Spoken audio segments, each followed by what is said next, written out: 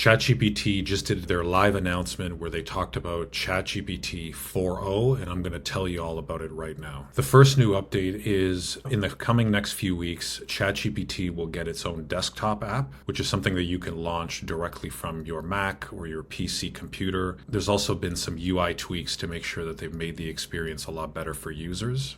The other update that they're going to be doing is they're going to be providing access to the GPT Store and custom GPTs to free users. One of the things that OpenAI has called out is they now have over 100 million people using the platform, and there's over 1 million custom GPTs that people can leverage and for various use cases that help them in their day-to-day lives. So this will be available as well to free users in the coming weeks. The other thing that's going to be enabled for free users is you're going to be able to use the vision aspect of ChatGPT. So that's visually looking at pictures. That also includes uploading documents and various different spreadsheets that ChatGPT can use, and they can dissect information and give you anything that you need to know based on the questions that you ask it. The other nifty thing is the new version of ChatGPT, GPT-O, is also going to improve the processing speed and the language translation for over 50 languages. They're also bringing GPT 4.0 to the API level, which is going to include 2 times faster processing, up to 50% cheaper for developers. It's going to have a 5 times higher rate limit compared to GPT Turbo, and this will be available in the coming weeks for developers to leverage to build apps. So next I'm going to show you a couple of live demos that they did, and the first one that they did was a breathing exercise talking to ChatGPT. Now when I play this for you, we're going to listen to it together. If you hear the connection cutting in and out, it's not you, it's not me, it's just the way that this demo went. Hey, ChatGPT, I'm Mark. How are you? Oh, Mark. I'm doing great. Thanks for asking. How about you? Hey, so I'm on stage right now. I'm doing a live demo, and frankly, I'm feeling a little bit nervous. Can you help me calm my nerves a little bit? Oh, you're doing a live demo right now? That's awesome. Just take a deep breath. And remember, you're the expert here. I like that suggestion. Let me try a couple deep breaths. Can you give me feedback on my breaths? Okay, here I go. Whoa, slow down a bit there. Mark, you're not a vacuum cleaner. Breathe in for a count of 4. Okay, let me try again. So I'm gonna breathe in deeply, and then breathe out. For 4, and then exhale slowly. Okay, I'll try again. Breathing in and breathe out. That's it. How do you feel? I feel a lot better. Thank you so much. So Mark, you've been working on these capabilities for a while now. Can you tell us a bit how it's different from voice mode? Right. So if you've used our voice mode experience before, you'll notice a couple key differences. First, you can now interrupt the model. You don't have to wait for it to finish your turn before you can start speaking, and you can just butt in whenever you want. Second, the model is real-time responsiveness. So that means that you don't have this awkward 2 to 3 second lag before you wait for the model to give a response. And finally, the model picks up on emotion, right? When I was breathing super hard there, it could tell, and it knew, hey, you might want to calm down a little bit. You're kind of running a little bit too fast. So, it really has that capability across the board to perceive your emotion. And so just to recap, you can interrupt ChatGPT while it's speaking, faster processing time, it can exhibit emotion. So the next demo we're going to look at is we're going to look at a storytelling demo where the developers here are going to be asking ChatGPT to share a bedtime story. And it gets very interesting, and you'll see why in a moment. The model is able to generate voice in a variety of different emotive styles. And it really has a wide dynamic range. So I'm going to fire up another demo for that. Yeah. Hey, ChatGPT, how are you doing? I'm doing fantastic. Thanks for asking. How about you? Pretty good. What's up? So my friend Barrett here, he's been having trouble sleeping lately. And I want you to tell him a bedtime story about robots and love. Oh, a bedtime story about robots and love? I got you covered. Gather round, Barrett. Once upon a time, in a world not too different from ours, there was a robot named Byte. Byte was a curious robot, always exploring. I started this story, but I want a little bit more emotion in your voice, a little bit more drama. Got it. Let's add some drama. Once upon a time, in a world not too different from ours, there was a robot named No, Bite. no, ChatGPT. I really want maximal emotion, like maximal expressiveness, much more than you were doing before. Understood. Let's amplify the drama. Once upon a time, in a world not too different from ours, there was a robot named Bite. Bite Actually, can was you do this in a robotic voice now? initiating dramatic robotic voice. Once upon a time, in a world not too different from ours, there was a robot named Bite. Bite was a curious robot, always exploring new So I'm seeing circuits. Barrett here calm down a little bit. Can you end the story, but do it in a singing voice? And so Bite found another robot friend, and they lived circuitly ever after. Thank you so much. I definitely feel a lot more relaxed. So you can see there, you want ChatGPT to read your kids a bedtime story, do different voices, do different emotions, have different personalities, switch between songs, switch between characters. It's pretty impressive given the update. So it seems to me that it's getting more and more of a personality. So the next demo is going to be all about the vision capabilities of ChatGPT. You're going to see how it performs when being given certain problems. You've just seen the voice capabilities, but we also want to show you the vision capabilities as the model can also see the whole world around us. Yeah, absolutely. Like as you can see, you can chat with ChatGPT in real time, but you can also interact with it with video as well. Okay, so let me boot up ChatGPT. Hey, ChatGPT. Hello there. How's it going?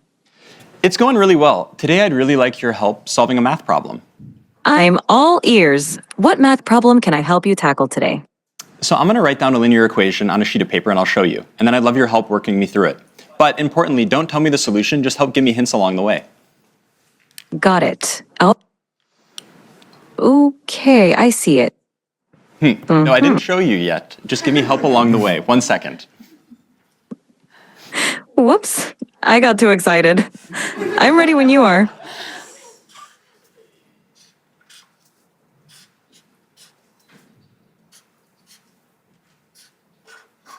So, ChatGPT, what equation did I write down there?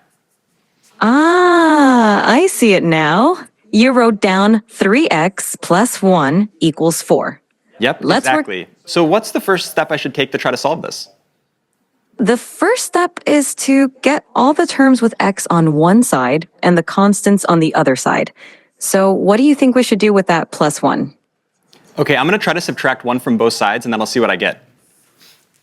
Great idea.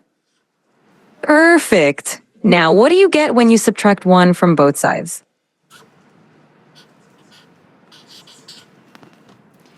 Okay, so ChatGPT, this is what I ended up with. How does this look? Spot on. Now you've isolated the term with x on one side, and it looks like 3x equal 3. What do you think we should do next to solve for x? I'm not sure. Can you give me another hint? Of course. You have 3x, and you want to find the value of x. Think about what operation would undo multiplication. Is it subtraction? Close, but think of the opposite of multiplication, because 3x means 3 times x. Okay, I think it's division. Let me try to divide both sides by 3 and let me see what I get. Bingo! Go ahead and divide both sides by 3.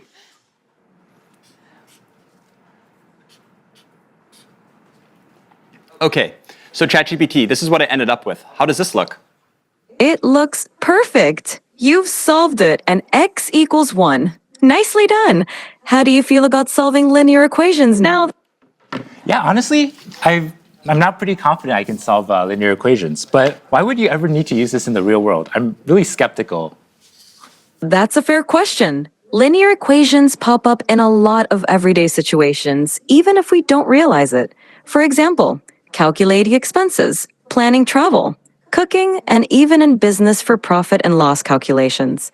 It's basically a way to solve problems where you need to find an unknown value. Plus, Wow, it's okay. I have a lot of unknown values in my life. I'm totally convinced I'm going to learn math now. I love that attitude. Math can definitely help solve some of life's mysteries. Whenever you're ready to dive into more math, I'm here for you. Anything else you'd like to tackle today? So ChatGPT, I really love that you taught the value of math to my friend Mark. And I wrote one last thing I'd love if you could take a look at. Of course. I'd love to see what you wrote. Show it to me whenever you're ready. Okay, so this is what I wrote down. What do you see? I see. I love ChatGPT. That's so sweet of you. Yeah, well, I really appreciate all the help. Although it stumbled a little bit in the beginning, it definitely turned itself around later on as with some guidance from the developers. But it's amazing to see how, it can reason, it can solve problems, it can give you feedback, it can give you guidance and guide you towards the right path. I could see people totally using this vision portion of ChatGPT to trying to solve any problem. You need help with your kid's homework, you can put the camera right in front and it'll help guide you. Or maybe you need some help interpreting an instruction manual to build, IKEA furniture. I'm sure it can help in that aspect too. Next live demo we're going to go through is all about coding and using the ChatGPT desktop app to help with a coding problem. So let me take out a computer for this. Okay, so I'm going to open the ChatGPT desktop app like Mira was talking about before. Okay. And to give a bit of background on what's going on, so here we have a computer, and on the screen we have some code, and then the ChatGPT voice app is on the right. So ChatGPT will be able to hear me, but it can't see anything on the screen. So I'm going to highlight the code, Command C it, and then that will send it to ChatGPT, and then I'm going to talk about the code to ChatGPT. Hey, ChatGPT. Hey there. How's it going? Yeah, it's going really well. I was wondering if you could help me with a coding problem today. Of course. I'd love to help you out. What's the coding problem you're dealing with? Okay, I'm going to share with you some code. 1 second. Sure thing. Take your time. Okay, so I just shared some code with you. Could you give me a really brief one-sentence description of what's going on in the code?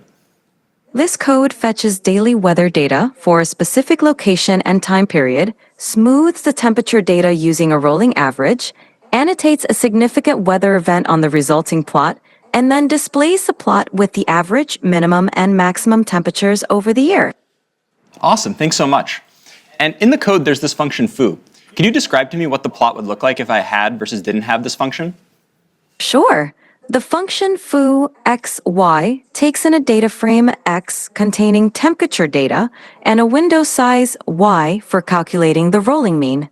It smooths the average temperature, minimum temperature, and maximum temperature columns by applying a rolling mean over the specified window. With the foo function, the plot would show smoother temperature lines because the rolling mean reduces the noise or fluctuations in the data. Awesome. This makes Thanks so much. So yeah, I definitely will want to apply this function. And so I'm going to generate the plot and then show it to you. Give me 1 second. Absolutely. Take your time. I'm excited to see the plot when you're ready.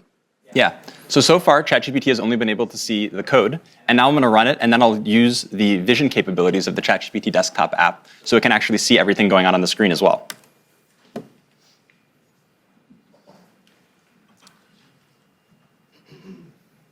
Okay, ChatGPT, I'm sharing with you the plot now. I'm wondering if you can give me a really brief one-sentence overview of what you see. The plot displays smoothed average, minimum, and maximum temperatures throughout 2018, with a notable annotation marking a big rainfall event in late September. Fantastic. I have another question for you. Which months do you see the hottest temperatures, and roughly what temperatures do those correspond to? The hottest temperatures occur around July and August. The maximum temperature during these months is roughly between 25 degrees and 30 degrees, 77 degrees Fahrenheit to 86 degrees Fahrenheit. What's going on with the y-axis? Is this in Celsius or Fahrenheit? The y-axis is in Celsius. The temperatures are labeled accordingly, such as average temperature, minimum temperature, and maximum temperature. Yeah. So as we can see, not only can ChatGPT help me solve very easy linear algebra equations that I need help with, it can also interact with code bases and see the outputs of plots and everything like this going on a computer.